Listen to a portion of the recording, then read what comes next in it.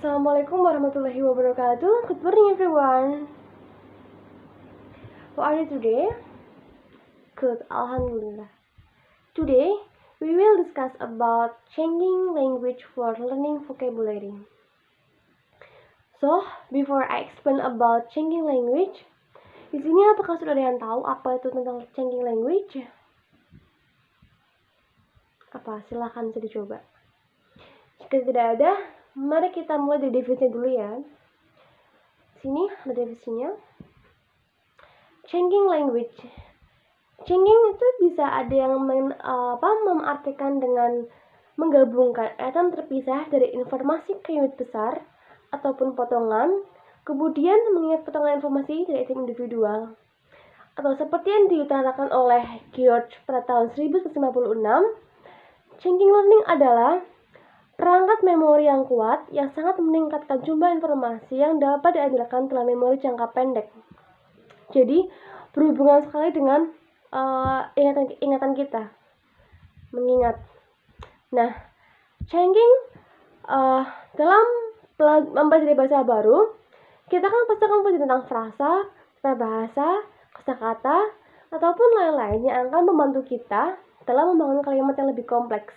Nah, daripada mencoba membentuk kalimat kompleks di alam pembelajaran yang jauh lebih sulit, karena kita kan sebagai pembelajar baru atau second language pasti akan kesulitan untuk karena asing. Nah, changing language ini bisa membuat mata pelajaran yang tadinya sulit menjadi lebih mudah. Kemudian, why is changing a good way to learn? Nah, mengapa sih? Mengapa changing bisa dikatakan cara yang baik untuk belajar? Nah, karena changing memungkinkan kita mengambil banyak informasi kecil, kata-kata baru, dan menggabungkannya sehingga kita memiliki satu hal yang lebih besar, dan hal yang besar ini sebuah frasa yang lebih bermakna daripada satu kata. Jadi lebih mudah diingat. Nah, changing memungkinkan kita memiliki banyak frasa yang berguna saat kita melakukan percakapan ataupun bahasa kedua. Contohnya saat kita melakukan pidato, biasanya pidato kita itu akan jauh lebih lancar. Nah, gini loh contohnya, saat kita berbicara di depan orang banyak, kita kan nggak mungkin menghafal keseluruhan teks dengan mudah kan, apalagi dalam bahasa Inggris. Nah, caranya bagaimana? Caranya itu dengan kita adalah menulis atau mengingat poin-poinnya. Nah, ketika kita mengingat poin-poinnya, kita otomatis bisa melakukan tersebut dengan lancar dan cepat. Begitu. Kemudian, mengapa penting untuk mempelajari kata dalam potongan dalam changing ini? Nah, menurut penelitian dilakukan oleh neurosciencer, itu lebih mudah bagi kita untuk mengingat potongan dalam bentuk leksikal daripada kata-kata yang terisolasi. Jadi, cara yang baik untuk belajar bahasa adalah melalui belajar kolokasi.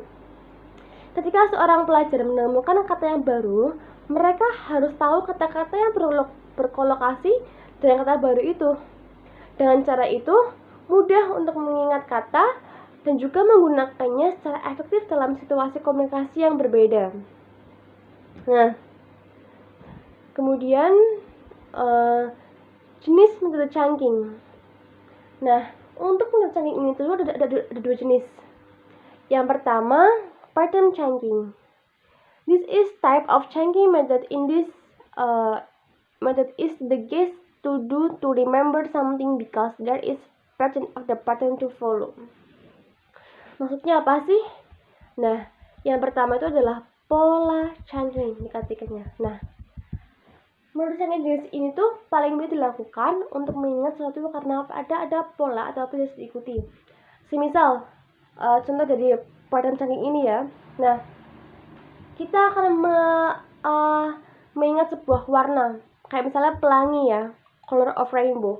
Nah, kita tuh bisa menggunakan pola tertentu, seperti Meijiku Hibi Niu, kan? Meijiku Hibi Niu, berarti ada 7 warna kan dari pelangi itu. Nah, kita kan kadang mengingatnya susah ya, warna apa aja. Nah, supaya lebih mudah, kita bisa membuat singkatan untuk menghafalkan 7 warna ada pelangi. Mejiku hibiniu. Me itu untuk merah, red. Ji itu jingga, orange, yellow. Kemudian mejiku, ku untuk warna kuning ataupun yellow. Hi itu untuk warna hijau, green. Bi itu untuk warna biru, blue.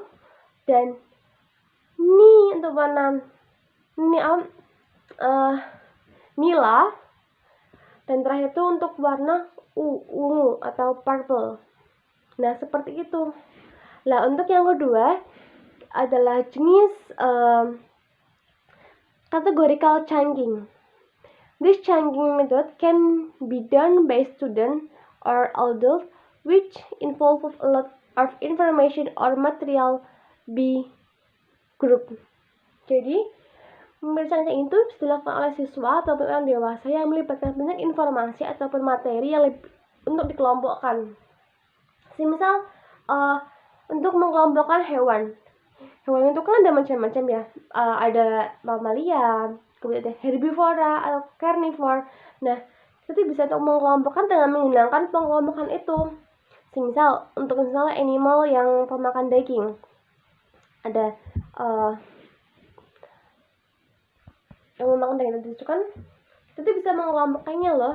Hewan-hewan itu tuh seperti hewan mamalia yang seperti paus yang menyusui, paus, kemudian lumba-lumba ataupun dan lain-lain. Nah, itu bisa mengelompokkannya tuh berdasarkan tuh mengelompokkan berdasarkan hal yang sama.